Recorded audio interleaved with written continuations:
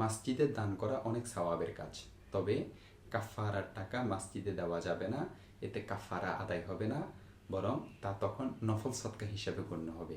কেননা কাফারা আদায়ের জন্য শর্ত হলো 10 জন গরিবের প্রত্যেককে নির্ধারিত সম্পদের মালিক বানিয়ে দেওয়া, অর্থাৎ 10 জন মিসকিনের প্রত্যেককে 2 বেলা পরিতৃপ্ত হয়ে খাবার খাওয়ানো বা এর মূল্য দিয়ে দেওয়া, কিংবা প্রত্যেককে 1 জোড়া করে কাপড় দেওয়া অথবা একটি গোলাম আজাদ করা।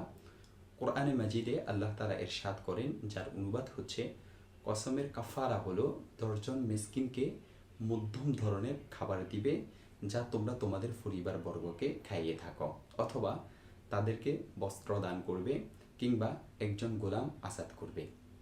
তবে কারো কাছে যদি এর কোনোটি না থাকে, এসব জিনিসের মধ্য হতে কিছুই না থাকে, তবে সে 3 দিন রোজা রাখবে।